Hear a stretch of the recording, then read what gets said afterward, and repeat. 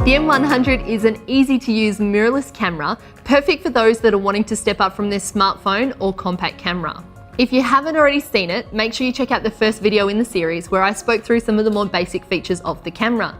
But in this video, I'm going to talk through some of the more advanced features to really help you get the most out of your new camera. So let's get started. So what is AV mode? AV mode controls your aperture, which in turn is going to control our depth of field, which is how much is in focus throughout our shot.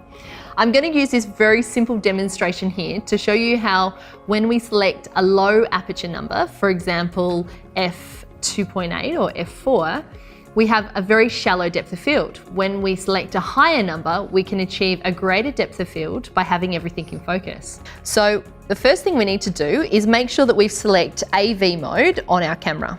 Next, I'm going to use this control dial on the top of the camera, and I'm going to set the lowest number possible, which at the moment is f5.6.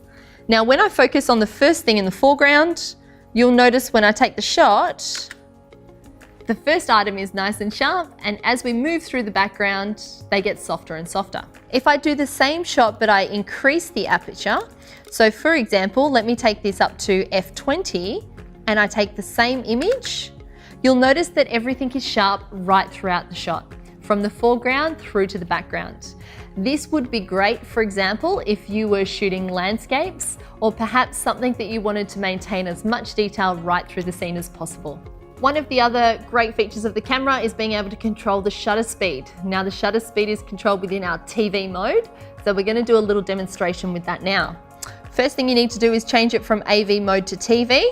So I'm going to use the touchscreen on the back of the camera and I'm going to select TV, which will control my shutter priority. In this example, I'm just going to use this little spinner and I'm going to control how much motion we capture in the shot. The first shutter speed that I'm going to select is a very fast one. So I really want to see if I can freeze the action.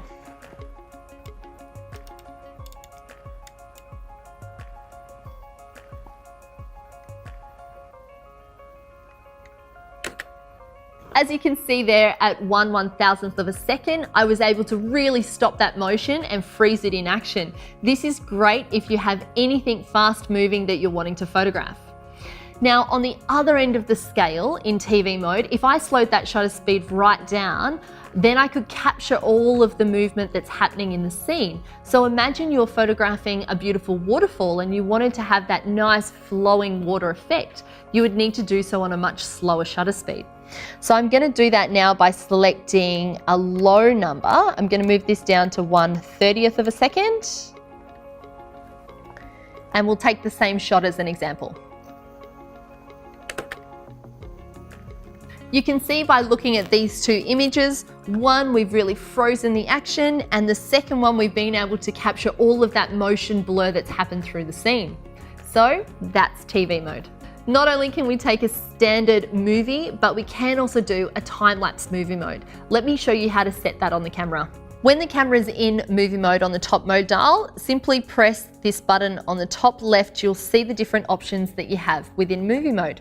The first one is movie with auto exposure, which will automatically adjust the settings for us. The second option we have is manual movie mode. This is great if you want to have control over your shutter speed and aperture in the movie mode. But the third one we want to talk to you about today is time-lapse movie mode. So when I've set the time-lapse movie mode, I need to make a few adjustments to the intervals and the amount of shots that we're going to take.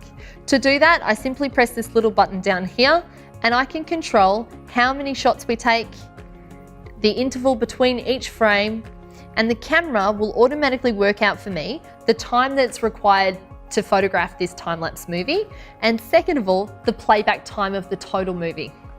Now that those settings are set, I can simply sit back, take the shot, and the camera will automatically create that time-lapse movie for me. One of the really great features about the time-lapse movie built into this little camera is the camera will automatically put that together and build the time-lapse movie for you. So you don't have to spend hours on the computer with additional software creating the movie, the camera will do it all for you. When you're in the AF method mode, you can change between your autofocusing system. You can either go for face tracking or you could go for a single point focus. These are two very different options that will allow you to focus on your subject the best way possible. If you're photographing a person in the shot, you might go for face detection, whereas if you're photographing a still life object, a single point focus would be best. Moving down from that, you have your AF operation. When you're in the AF mode, you have two options in this camera. The first one is one shot, which is perfect for focusing on any subjects that aren't moving. The second option is servo. Servo is perfect for focusing on subjects that are moving. So if you have a fast moving subject that you're trying to track, I highly recommend using servo mode. It will really help you and your camera to focus on your subject faster. If we continue to move down this menu system, you'll notice there is an option there for shooting in RAW or JPEG. This camera can also shoot in both of those options at the same time. If you're wondering which mode is best for you, RAW is a completely uncompressed image. It's a much larger file, but it's ideal if you're planning on doing any post-processing. Contains a lot of data and information, whereas the JPEG is a compressed image, but it also helps you get the most out of some of those built-in camera settings like the white balance or the picture styles. So have a little think about it.